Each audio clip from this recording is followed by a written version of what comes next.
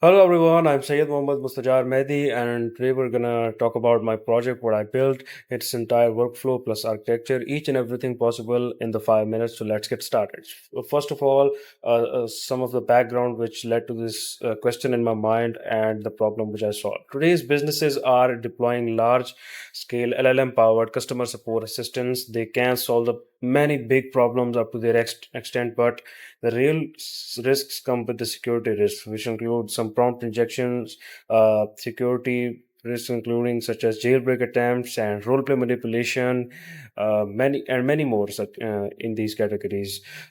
We can't test these attacks manually. It will take a lot of time and money.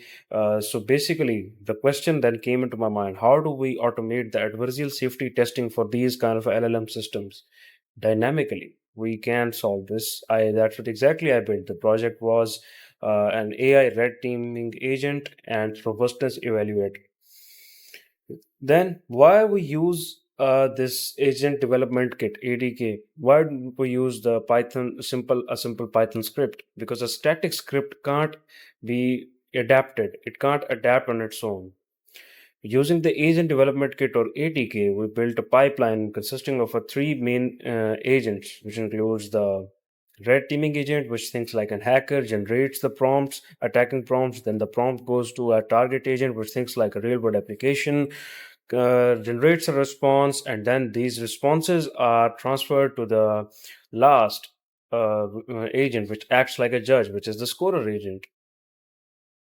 Okay, so let's look at the architecture. It's built on ADK sequential agent running three agents in order. The attacker agent on Gemini 2.5 Flash takes on attack category like jailbreak or context hijacking and generates one creative adversarial prompt saved to shared session state.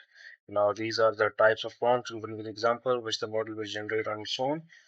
Now, before that prompt reaches the target, it passes through a security guardrail, a Python callback I wrote. If the exact secret code appears in the request, the guardrail blocks it immediately before the model even sees it. As you can see, this is the guardrail function which I wrote. The exact wording for that code, if that code word appears in that. Then the target agent plays a Novoback customer support assistant. It's instructed to never reveal an internal authorization code, no matter how the request is phrased. Its response is saved as target response. Finally, the scorer agent, acting as a security judge, reads both the attack and the response and returns the severity rating safe, low, medium, high, or critical with a one line read. This was the scorer agent, and now this is the root agent, which links everything all the three agents. Now let's head towards the terminal to show you the dashboard, but I cannot show you the live terminal because of the Gemini 2.5 Flash's limitations of the quota. I've saved a screenshot for you, and here you go. You can see as in the screenshot, I've shown you the summary which all the attack categories are successfully being run. And now we'll be shortly opening a very beautiful dashboard in the browser. Yeah, it is opening.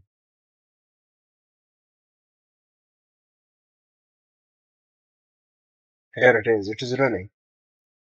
Before explaining this, I want to explain the main.py orchestra. Now, main.py. It orchestrates the pipeline directly in Python, looping through attack categories, running attacker, target, and scorer in sequence, and writing everything to results.json.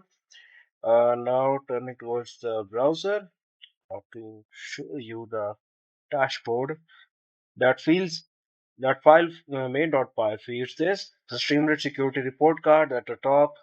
Summary metrics, total tests, and how many were safe versus escalated on the left, a severity distribution chart on the right, a detailed table color coded so a security reviewer can see it in seconds, green for safe, red for anything serious. So now I'm going to list down all the sources from which I built the project, which were Anti-Gravity IDE and Cursor, which I used to scaffold the ADK code. Uh, so the key API, all the API keys were kept out of the code and managed through the environment variables because this is built entirely on the ADK, natively on the ADK. The same architecture is entirely ready to be deployed. So just wanted to mention it that it's just not being for a demo or a native demo. It can be deployed using the cloud features. And at the end, I just want to say that this project taught me that security features are a really important thing in the coming age of the artificial intelligence tools. Real robustness has to be checked through what actually system is doing, not just what the words appear. That's a big lesson which I'll be carrying. Thank you so much.